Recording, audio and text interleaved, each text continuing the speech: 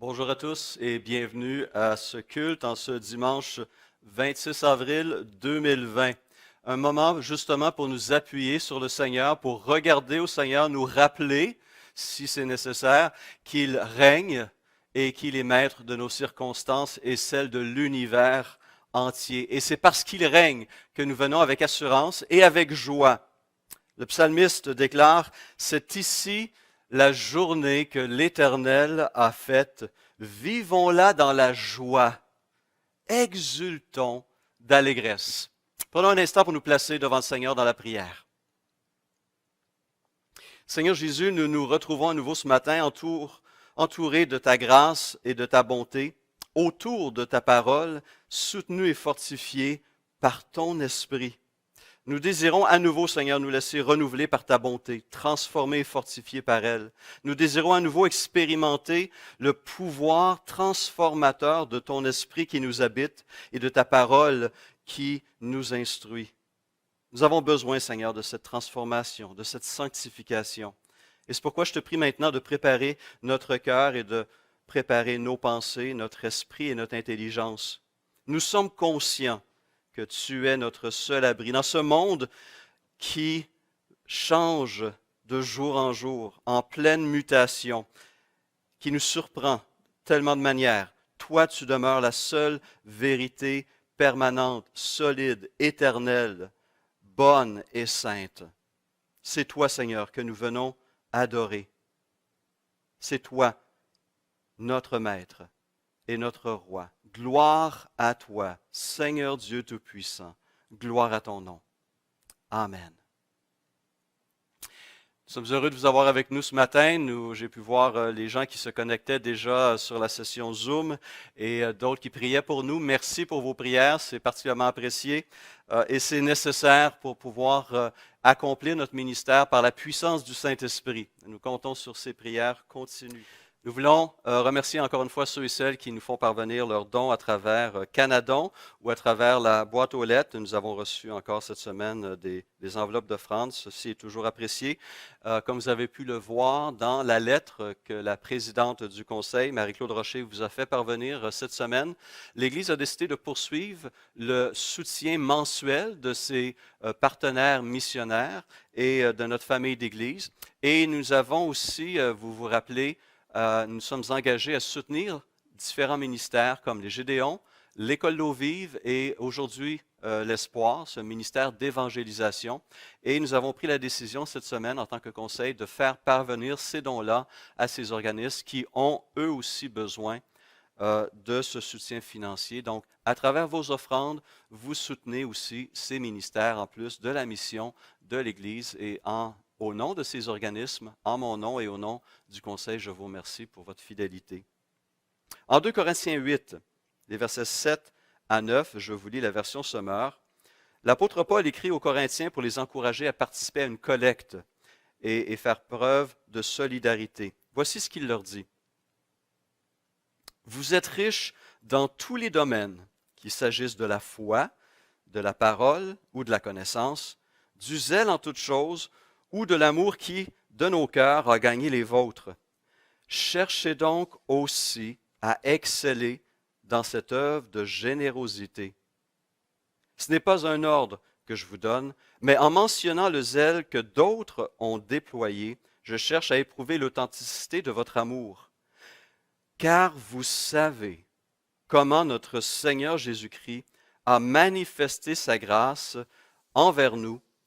Lui qui était riche, il s'est fait pauvre pour vous, pour nous, afin que par sa pauvreté, vous soyez enrichis.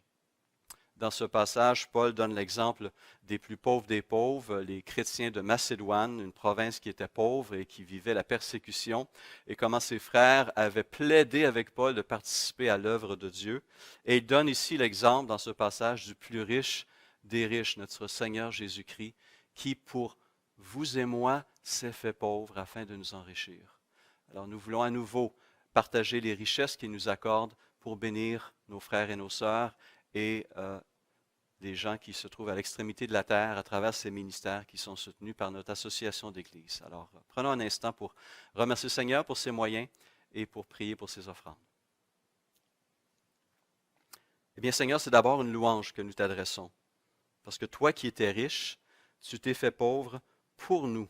Tu t'es abaissé, tu as pris forme humaine et tu as connu cet abaissement qui t'a conduit à une mort honteuse, douloureuse et violente.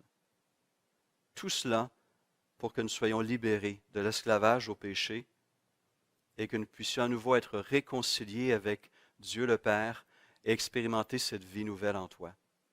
Seigneur, ce message a besoin d'être communiqué jour après jour. Et c'est pourquoi nous t'offrons à nouveau ce matin nos offrandes, afin qu'elles contribuent au maintien et au développement de la mission que tu as donnée non seulement à la communauté Renaissance, mais à tous nos partenaires, l'Union d'Églises baptistes francophones au Canada, les Gédéons, Aujourd'hui l'Espoir, l'École L'Eau Vive, les ministères baptistes canadiens, nos partenaires missionnaires qui, en ce moment même, œuvrent encore dans différentes régions du monde. Nous te remercions pour ces moyens que tu nous donnes. Te prions de les multiplier et de permettre le salut de plusieurs à travers eux. Amen. Et c'est avec joie maintenant que je laisse la parole à notre ancien pasteur à la retraite, Gérard Trégan, qui nous a préparé un message tiré de Jean, chapitre 10, les versets 22 à 30. Alors, sans plus tarder, j'invite mon frère à prendre la chair et à vous apporter cette parole.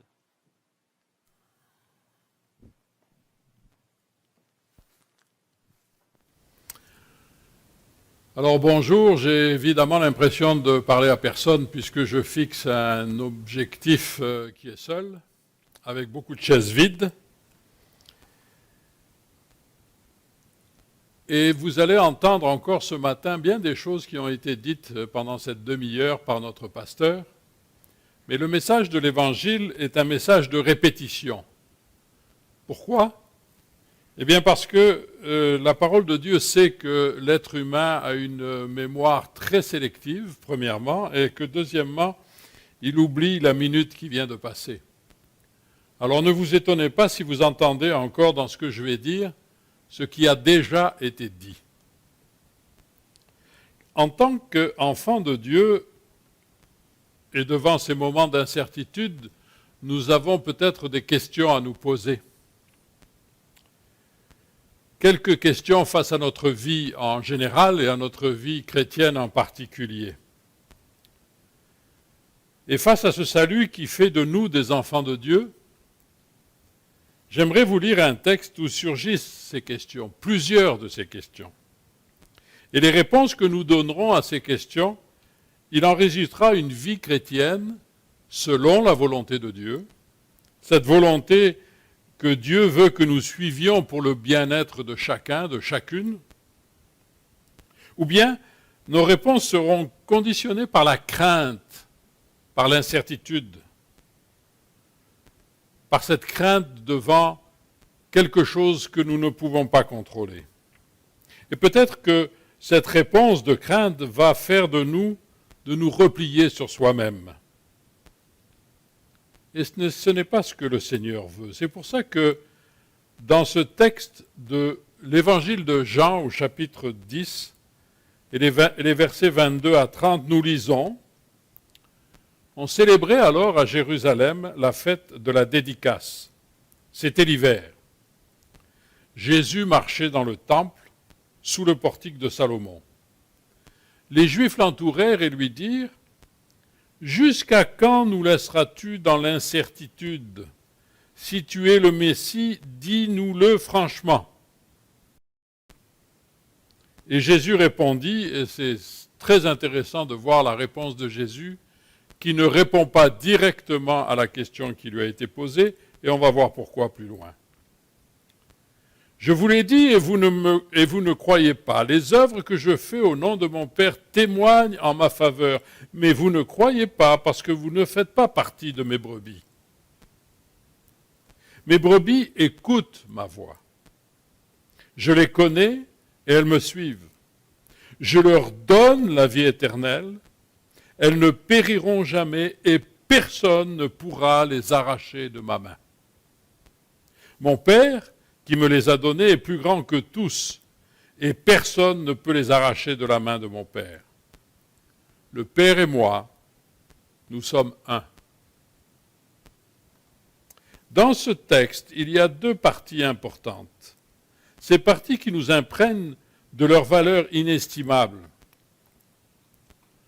Et j'aimerais commencer par poser un peu le décor dans lequel Jésus déambule. Le temple de Jérusalem. Le temple de Jérusalem est la fête de la dédicace, ou encore appelée aujourd'hui parmi le peuple juif Hanouka. Cette fête de la dédicace, c'est en fait l'inauguration du second temple. Et Jésus est là, il se promène sous le portique de Salomon, nous dit le texte. Et des Juifs viennent, l'entourent et lui posent une question simple. Jusqu'à quand nous laisseras-tu dans l'incertitude si tu es le Messie, c'est-à-dire le Christ? Dis-le-nous franchement. Mais savez-vous, ces Juifs ont une idée derrière la tête, et c'est un piège qu'ils tendent à Jésus. Ils veulent une raison de l'attaquer et de le condamner. Ils veulent l'entendre publiquement dire et devant témoins qu'il est le Messie, c'est-à-dire loin de Dieu, celui qui a été oint par Dieu pour venir sur terre, pour relever son peuple, c'est-à-dire Israël. Du moins, c'est ce qu'ils pensent. C'est un piège, certes, mais ne les jugeons pas trop facilement. Parce que nous aussi, nous avons parfois des doutes. Oui, des doutes sur la véracité des paroles et de l'œuvre du Christ. Oh, bien sûr, nous n'affirmons pas de la même façon ces doutes. Nous ne sommes pas aussi catégoriques. Mais bien de nos comportements, eux, l'affirment. Affirment ces doutes que nous avons. Par exemple, nous disons haut et fort, bien sûr entre nous, dans notre cercle protégé, que le Christ Jésus est notre Sauveur et éventuellement qu'il est notre Seigneur. Nous affirmons ça avec vigueur, mais est-ce que nous l'affirmons de la même façon ailleurs que dans nos cercles protégés? Est-ce que nous l'affirmons pendant des moments difficiles, ce que nous vivons présentement? Est-ce que nous affirmons vraiment, comme l'apôtre Paul le fait dans Romains 8, 37 à 39 que je vous lis, mais dans toutes ces choses, nous sommes plus que vainqueurs par celui qui nous a aimés. Car j'ai l'assurance que ni la mort, ni la vie, ni les anges, ni les dominations, ni les choses présentes, ni les choses à venir, ni les puissances, ni la hauteur, ni la profondeur, ni aucune autre créature ne pourra nous séparer de l'amour de Dieu manifesté en Jésus-Christ, notre Seigneur. Avons-nous fait nôtres ces paroles que nous venons de lire? Même devant la pandémie du coronavirus et la peur qu'elle engendre? Parce que, ne nous le cachons pas, nous sommes craintifs devant ce virus que nous ne pouvons pas contrôler. Mais rappelons-nous, nous sommes plus que vainqueurs. Par qui? Par celui qui nous a aimés. Jésus-Christ. Voilà l'assurance que nous donne ce texte que nous venons de lire. Et devant toutes les pandémies du monde, nous sommes assurés qu'effectivement, ni le doute, ni la peur ne peuvent nous habiter. La deuxième partie de ce texte de Jean, c'est la réponse de Jésus. Relisons le verset 28, qui nous dit « Je leur donne la vie éternelle. Elles ne périront jamais et personne ne pourra les arracher de ma main. » Le pronom que l'on retrouve ici, ce « je » de la première personne, qui concerne-t-il? C'est le Messie, ce Christ qui va donner sa vie pour ses brebis. celle que Dieu le Père lui a donnée. Et c'est capital à savoir, car c'est Jésus lui-même qui donne sa vie pour ses brebis et qui leur donne la vie éternelle. Avez-vous pensé à la portée de ce don? Avez-vous déjà pensé à l'implication que cela apporte dans notre vie? À notre vie en général, mais à notre vie chrétienne en particulier? Devant cette incertitude dans laquelle nous vivons actuellement, confinés, sans contact avec les autres, alors que les êtres humains sont des êtres sociaux. Oh, bien sûr, il y a toute cette technologie qui nous permet de parler à nos proches en les voyant, mais il nous manque ce toucher, il nous manque ces embrassades que nous pouvons faire normalement. Eh bien, devant cette crainte particulière, est-ce que nous pouvons avoir cette assurance que Jésus nous donne la vie éternelle? Vous savez, les êtres humains, on est bizarrement faits. Depuis la chute, nous essayons toujours de gagner quelque chose, et gagner particulièrement notre ciel. Peut-être même que plusieurs d'entre vous avaient pratiqué cette façon de voir pendant plusieurs années. Vous avez essayé de mener une vie meilleure afin de gagner votre ciel. Je regardais dernièrement une émission à la télévision qui nous faisait voir au travers du monde, les différents moyens pour des gens religieux de rentrer en contact avec Dieu. Et c'était effrayant les choses que les gens pouvaient faire pour essayer de gagner cette relation avec Dieu, de s'élever vers Dieu.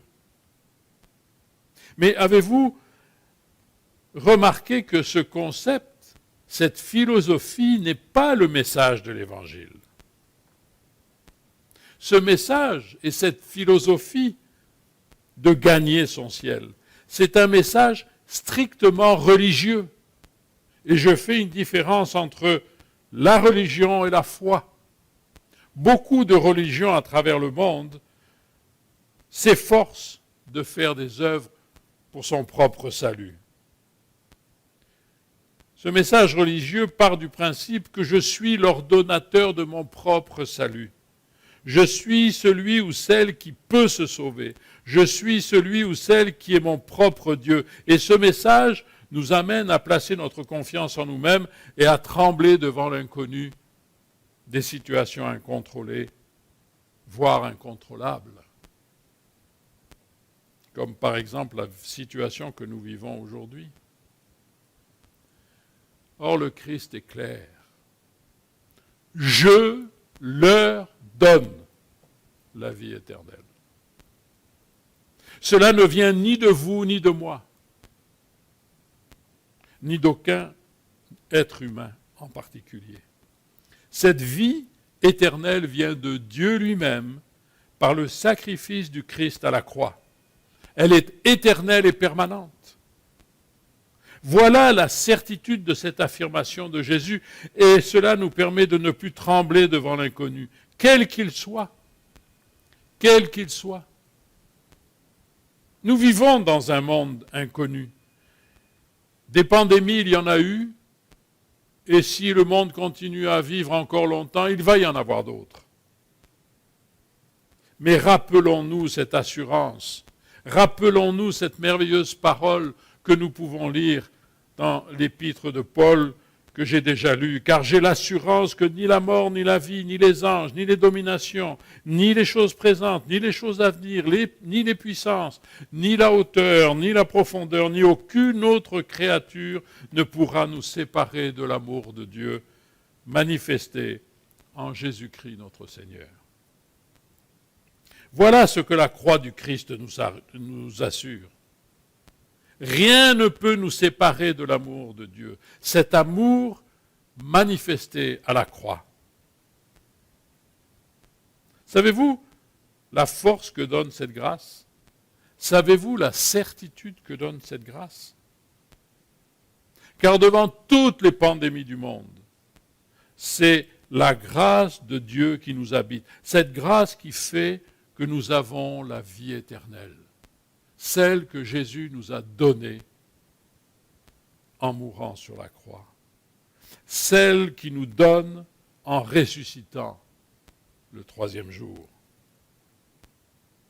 Et pour que nous comprenions bien, qu'est-ce que cela implique quand nous recevons la vie éternelle de la part du Christ? Il rajoute, elles, c'est-à-dire mes brebis, ne périront jamais. Extraordinaire cette affirmation. Affirmation qui ne peut que rassurer les plus craintifs et conforter dans leur foi les autres. Voilà les paroles mêmes de notre Sauveur et Seigneur. Cette déclaration, cette promesse ne peut pas être plus claire. Quand le Christ affirme que ses brebis ne périront jamais, c'est bien sûr à ces brebis, à celles qui donnent la vie éternelle. Mais que veut-il dire au juste? Veut-il dire que notre corps ne mourra pas? Bon, bien sûr, il se peut que notre corps ne mourra pas.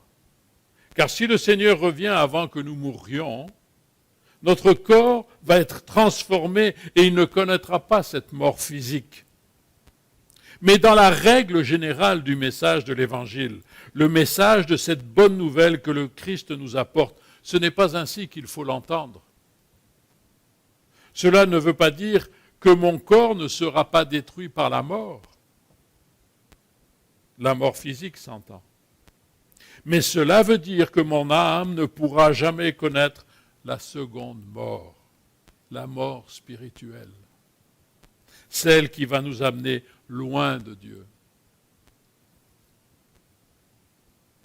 Il me semble, mes amis, que de toutes les nouvelles du monde, de toutes ces nouvelles que le monde a reçues, de celles qu'il reçoit encore aujourd'hui, de celles que le monde va recevoir, c'est la plus grande et la plus rassurante des bonnes nouvelles que nous pouvons entendre et qui s'adresse à chacun et à chacune d'entre nous.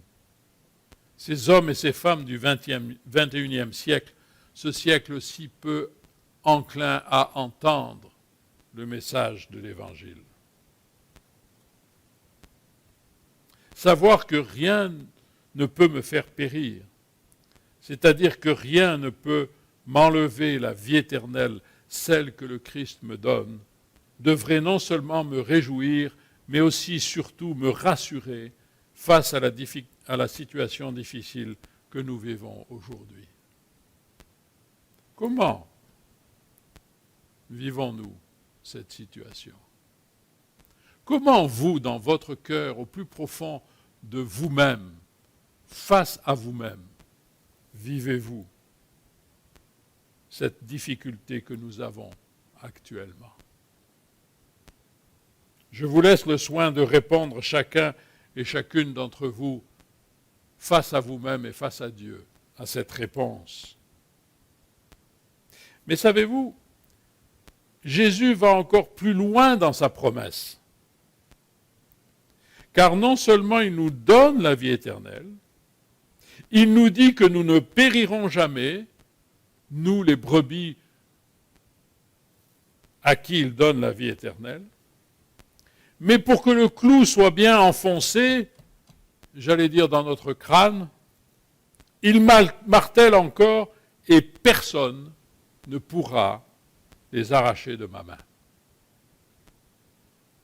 C'est étrange de voir comment Jésus insiste mot après mot pour que nous puissions bien comprendre que cette vie éternelle n'est pas juste un concept, mais c'est une réalité que nous pouvons vivre chaque jour de notre vie.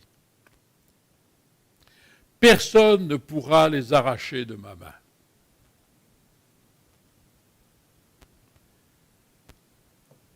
Je pensais parler peut-être de ce que certains pensent perdre ou ne pas perdre le salut, etc., mais ce n'est pas le sujet de mon propos ce matin. Le sujet de mon propos ce matin, c'est de voir que la promesse de notre Seigneur Jésus-Christ, cette promesse qu'il nous a faite il y a 2000 ans, avant de mourir sur la croix, de ressusciter et d'être enlevé, ressuscité dans sa gloire, le propos de mon texte ce matin, c'est cette promesse qui fait que nous pouvons passer au travers de toutes les difficultés que nous connaissons en tant qu'êtres humains. La pandémie, certes, mais d'autres difficultés, peut-être que vous vivez personnellement, aujourd'hui. Cette vie éternelle que le Christ m'a acquise à la croix, qui se complète par le fait que nous ne périrons point, se termine par une assurance extraordinaire, c'est-à-dire sortant de l'ordinaire.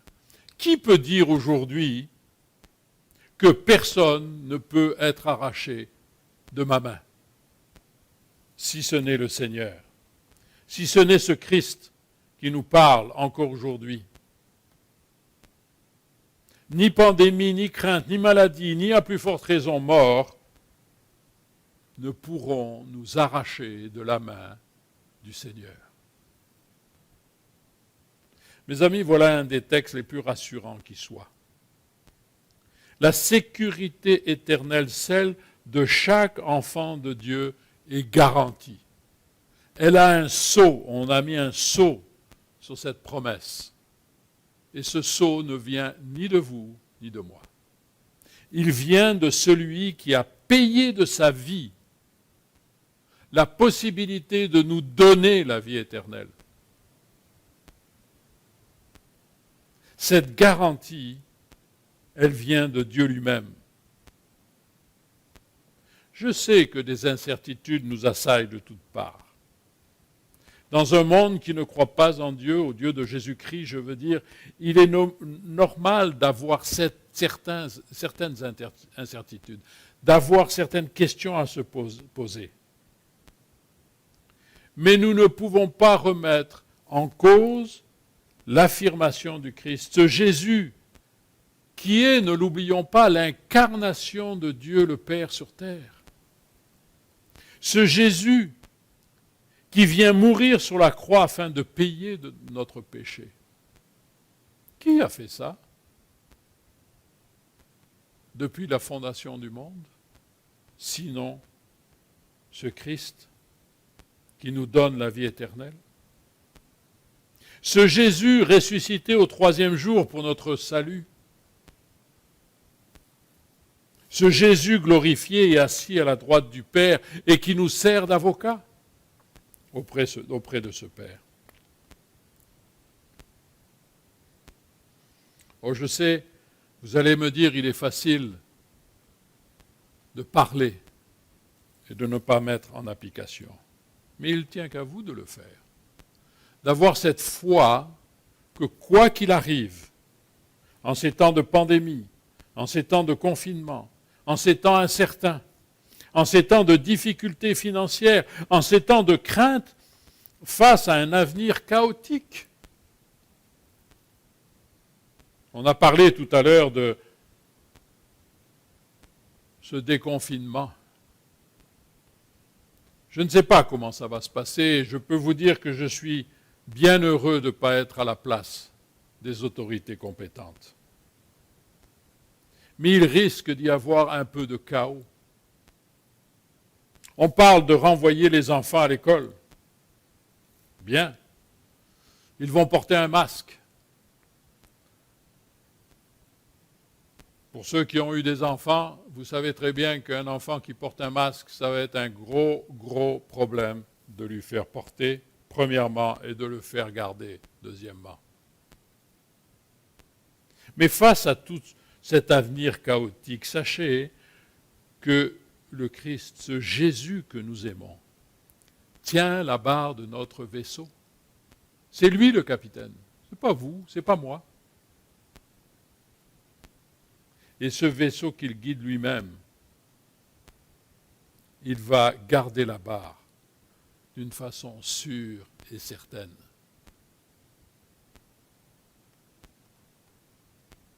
parce qu'il nous a donné la vie éternelle. Il nous a affirmé, nous a donné cette promesse que nous ne périrons pas et que personne, pas même Satan lui-même, ne pourra nous arracher de sa main. Oh, je sais que ce message est un message que plusieurs considèrent comme une utopie, comme un peu moyenâgeux, surtout si nous employons le mot Satan, le mot péché, le mot salut.